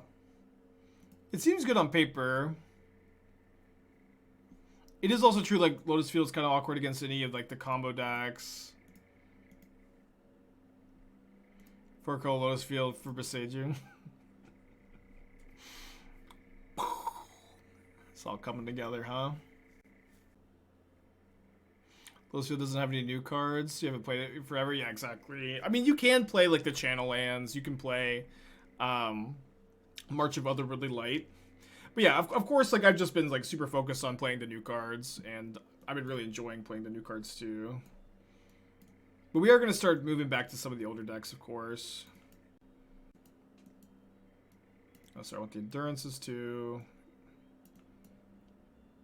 Yeah, this was the Cyber plan, sorry, but you got the Marches because they don't have Planeswalkers. You got 1 Ending, 1 Solitude, 1 Spreading Seas for 4 Veto, 4 Endurance, 2 more Force of Negations. Yeah, the mirror match is pretty good. Yeah, not blinking Jace plays around Nimble Obstructionist. Does Lotus Field like March because you can hit more with it? I'm not sure. I would have to like really take a closer look at the deck. Why Endurance here? So it's mostly just like you would rather play Endurance than like Supreme Verdict, you know what I mean?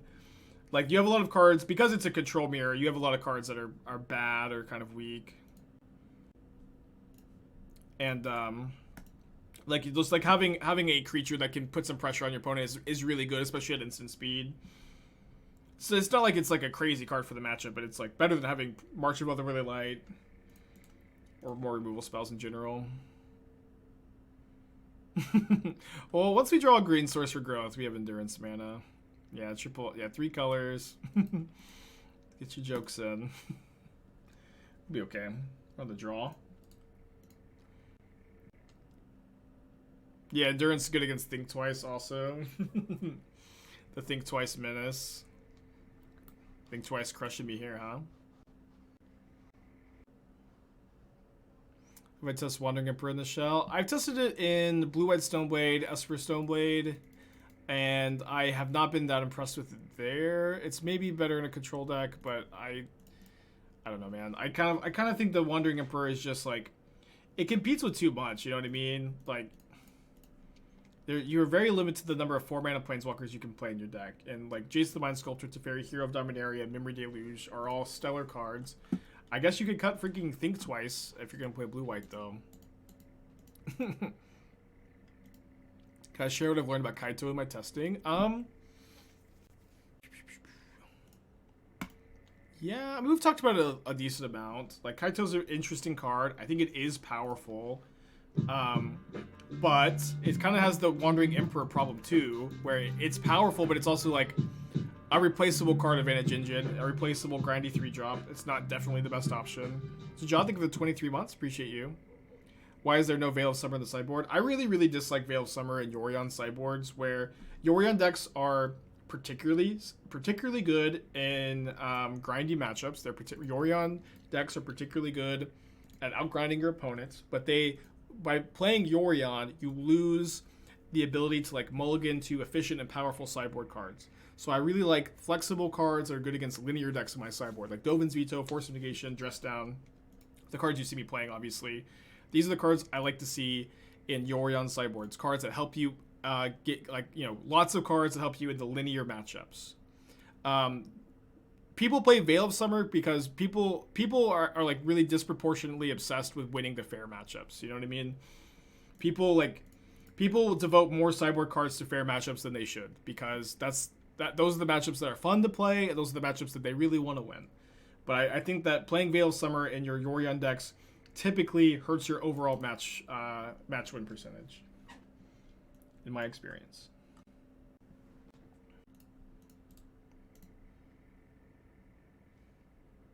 Like, this matchup is already super good. Like, we're already a big favorite in this matchup, you know what I mean? And I know that it's, like, super fun to Veil of Summer people, but also Veil of Summering people is evil, and you shouldn't do it.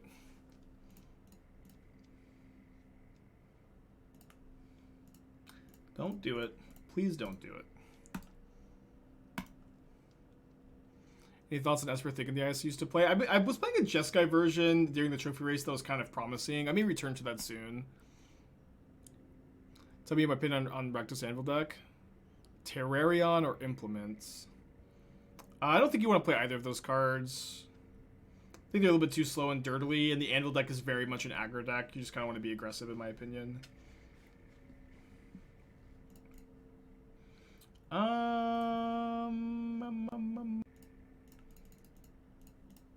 It's kind of close between Yorion in hand and casting Solitude. I think I'm going to go for the Solitude.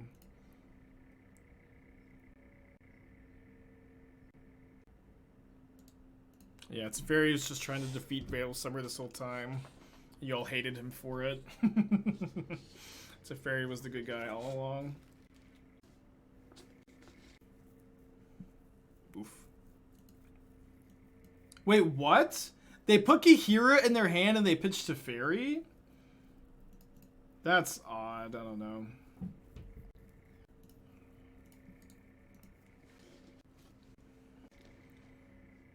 Where do I donate for Elden Ring no-hit run? On probably Dino Segile's channel. If you type !Dino in chat, you can find somebody that's actually trying to do that. And it's probably going to be one of the first people to do it. I'm really rooting for him to get first this time around. Pitchiki here is inhumane. Good point, good point. Teferi sacrificing himself once again. The most heroic of all planeswalkers. Teferi is a time Raveler.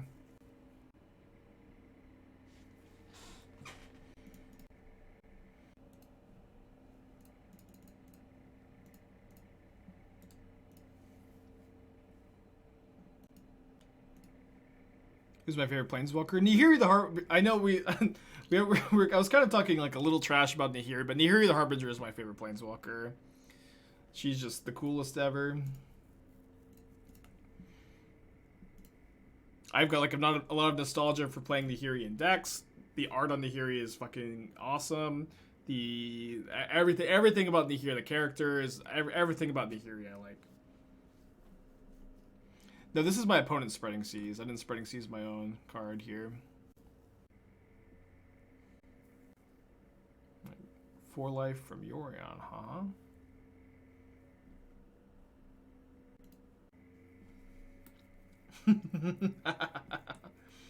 It's a pretty good one, huh?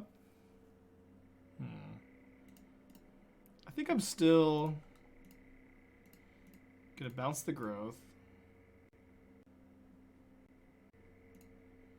Okay, now.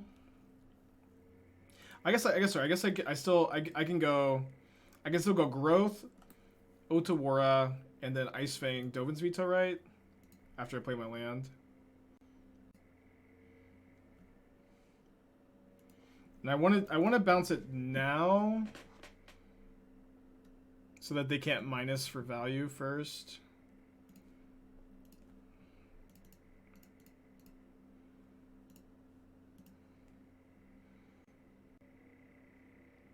Just wait. I think waiting is bad because I think they're gonna start their turn off by bouncing Spreading Seas.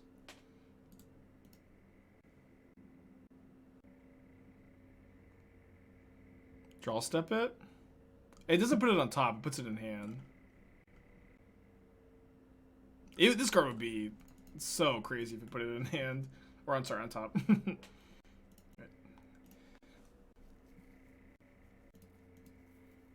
Might be a window for my opponent to resolve a second Teferi or something, but we, I guess, at least have ending now. That was control matchup versus 4-color. I think this deck is slightly favored against it. I think blue-white is slightly unfavored. We beat it earlier today. It's at least like close. It's not like a super lopsided thing.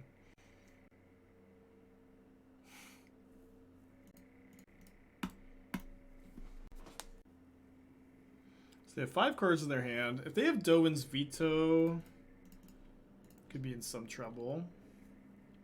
They definitely have a Counterspell.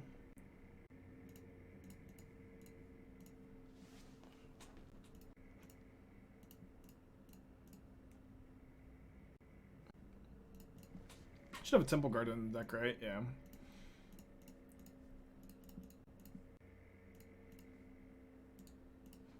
Alright. Pretty good spot.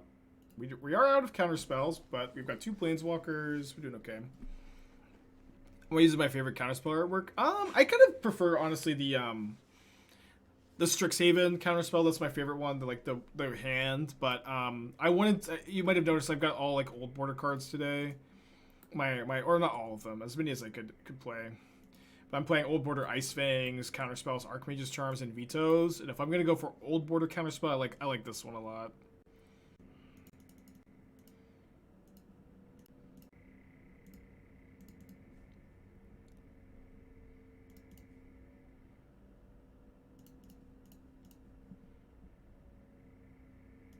Old border Prismatic Ending. Huh? I know they don't exist on Magic Online though. Okay, sorry. They do exist, but you can't.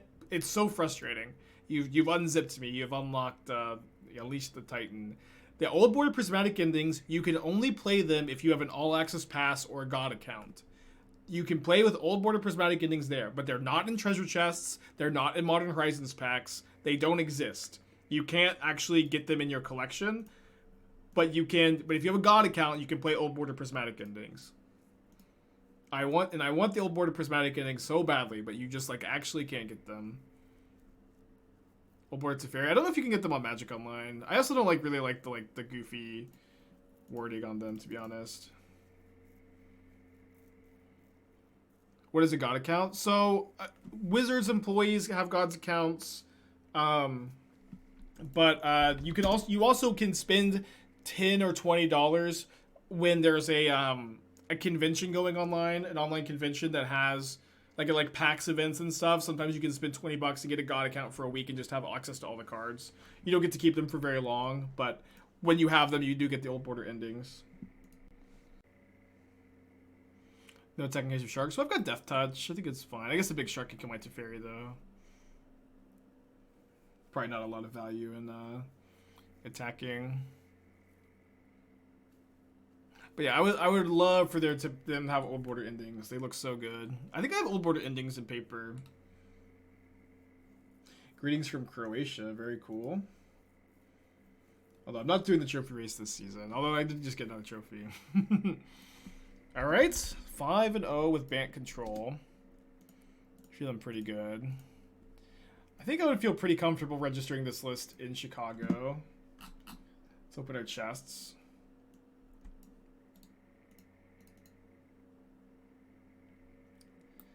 Johnny, Mentor of Heroes. Alright, not a lot here. Not a lot here. Okay. Let's play some of the red black anvil deck.